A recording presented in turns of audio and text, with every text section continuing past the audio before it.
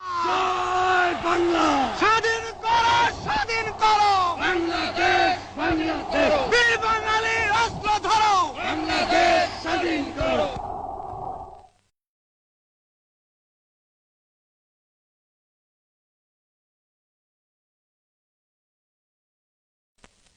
স্বাধীন বাংলার জাতির পিতা, স্বাধীন বাংলার জাতির পিতা মুজিবের পথ ধরো। মুজিব ভাই এসে গেছেন, তাকে আপনারা স্লোগান দিয়ে অভিবাদন দেন। শেখ মুজিবের পথ ধরো, বাংলাদেশ স্বাধীন করো, মুজিব ভাইয়ের পথ ধরো। বাংলাদেশ স্বাধীন করো, বাঁশের মাঠে তৈরি করো, বাংলাদেশ স্বাধীন করো, বীর বাঙালি অস্ত্র ধরো। বাংলাদেশ স্বাধীন করো। বীর আপনারা জোরে স্লোগান ধরেন, আমার দেশ তোমার দেশ, বাংলাদেশ বাংলাদেশ, আমার দেশ তোমার দেশ, বাংলাদেশ বাংলাদেশ, স্বাধীন করো, স্বাধীন করো, বাংলাদেশ স্বাধীন করো।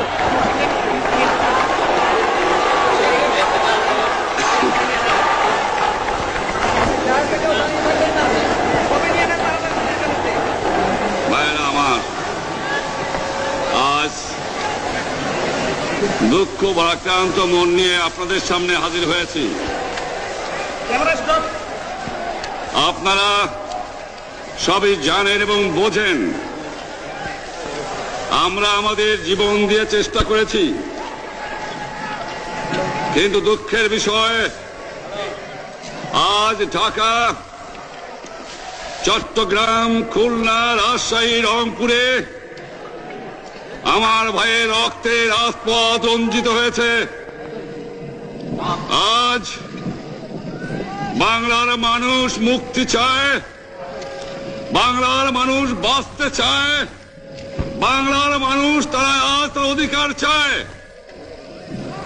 কিন্তু দুঃখের বিষয়, আজ দুঃখের সঙ্গে বলতে হয়, 23 বছরের করুণ ইতিহাস, বাংলার অত্যাচারের, বাংলার মানুষের রক্তের ইতিহাস, 23 বছরের ইতিহাস, মুমূর্ষ নরনারীর আর্তনাদের ইতিহাস, বাংলার ইতিহাস, এদেশের মানুষের রক্ত দিয়ে রাজপথ রঞ্জিত করার ইতিহাস।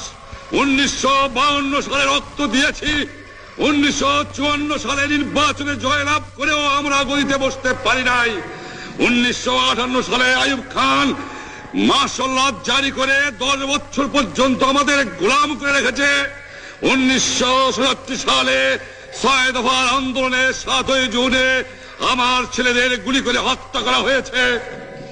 1969 সালে আন্দোলনে আইয়ুব খানের পতন হওয়ার পরে যখন ইয়াহিয়া খান সাহেব সরকার নিলেন, তিনি বললেন দেশে শাসনতন্ত্র দেবেন, গণতন্ত্র দেবেন, আমরা মেনে নিলাম। তারপরে অনেক ইতিহাস হয়ে গেল, নির্বাচন হলো। আপনারা জানেন দোষ কি আমাদের? আজকে আমি প্রেসিডেন্ট ইয়াহিয়া খান সাহেবের সঙ্গে দেখা করেছি, আপনারা জানেন, আলাপ আলোচনা করেছি।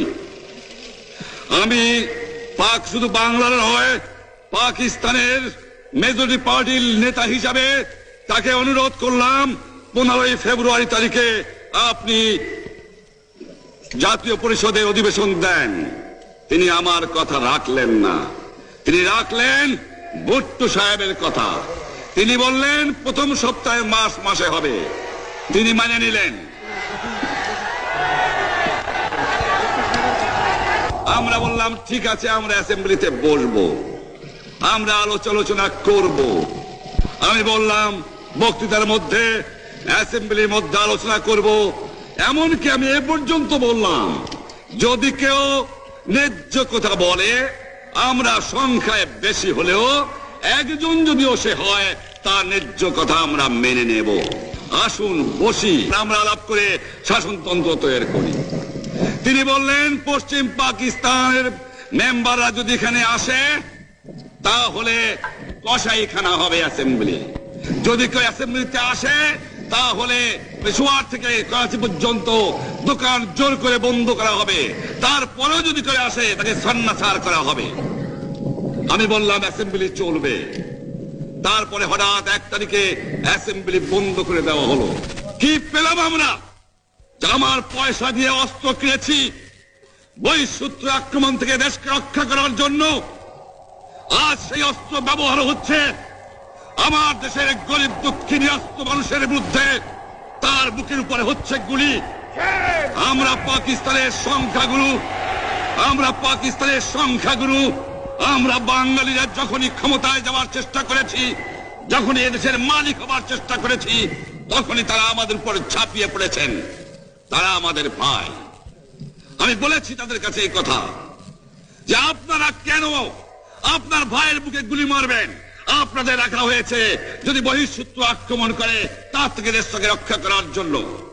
তারপরে উনি বললেন যে আমার নামে বলেছেন, আমি নাকি বলে স্বীকার করেছি যে 10 তারিখে রাউন্ড টেবল কনফারেন্স হবে। আমি উনাকে একথা বলে দেবার চাই, আমি তাকে তা বলি নাই। টেলিফোনে আমার সঙ্গে তার কথা হয়।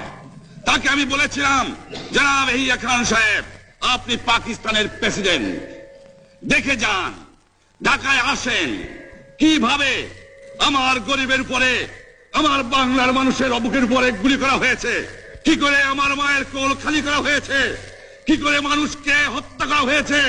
আপনি আসুন, দেখুন, বিচার করুন, তারপরে আপনি ঠিক করুন। আমি এই কথা বলেছিলাম। হঠাৎ আমার সঙ্গে পরামর্শ না করে বা আমাদের সঙ্গে আলোচনা না করে 5 ঘন্টা গোপনে বৈঠক করে যে বক্তৃতা তিনি করেছেন এবং যে বক্তৃতা করে অ্যাসেম্বলি করেছেন, সমস্ত দোষ তিনি আমার উপরে দিয়েছেন, বাংলার মানুষের উপরে দিয়েছেন।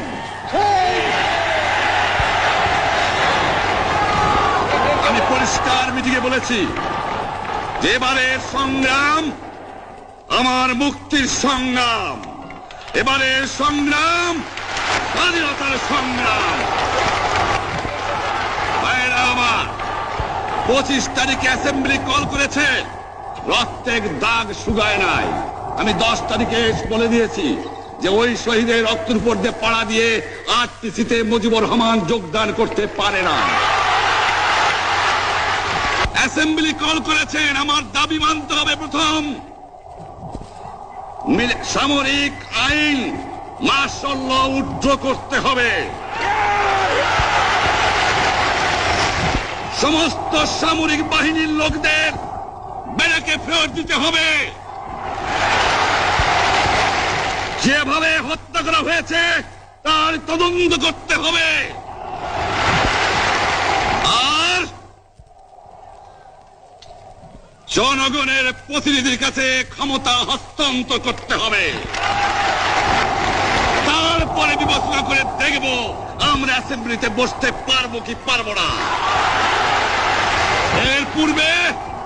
এর পূর্বে অ্যাসেম্বলিতে বসার, আমরা অ্যাসেম্বলিতে বসতে আমরা পারি না।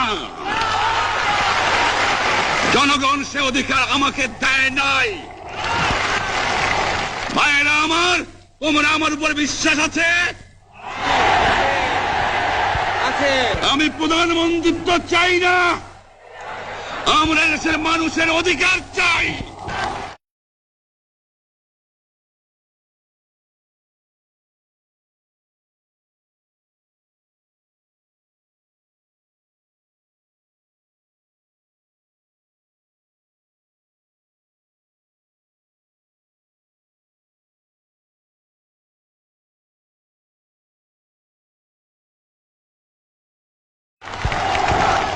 এবং জীবনের তরে রাস্তাঘাট যা যা আছে সবকিছু আমি যদি হুকুম দেবার নাও পারি, তোমরা বন্ধ করে দেবে। তোমরা আমার ভাই, তোমরা ব্যারাকে থাকো, কেউ তোমাদের কিছু বলবে না। কিন্তু আর আমার বুকের উপর গুলি চালাবার চেষ্টা করো না, ভালো হবে না। 7 কোটি মানুষকে চাপা রাখতে পারবো না। আমরা যখন মরতে শিখেছি তখন কেউ আমাদের দবাতে পারবে না। যে পর্যন্ত আমার এই দেশের মুক্তি না হবে, খাজনা ট্যাক্স বন্ধ করে দেওয়া হলো, কেউ দেবে না। তবে অনুরোধ করছি, আপনারা আমাদের ভাই। আপনারা দেশকে একেবারে জাহান্নামে ধ্বংস করে দিয়েন না। জীবনে আর কোনোদিন আপনাদের মুখ দেখা দেখি হবে না। যদিও আমরা শান্তিপূর্ণভাবে আমাদের ফয়সলা করতে পারি, তাহলে অন্তপক্ষে ভাই ভাই হিসেবে বাস করার সম্ভাবনা আছে।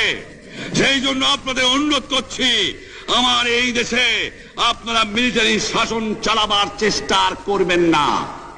দ্বিতীয় কথা, প্রত্যেক গ্রামে, প্রত্যেক মহল্লায়, প্রত্যেক ইউনিয়নে, প্রত্যেক সাব ডিভিশনে আওয়ামী লীগের নেতৃত্বে সংগ্রাম পরিষদ গড়ে তোলো এবং তোমাদের যা কিছু আছে তাই নিয়ে প্রস্তুত।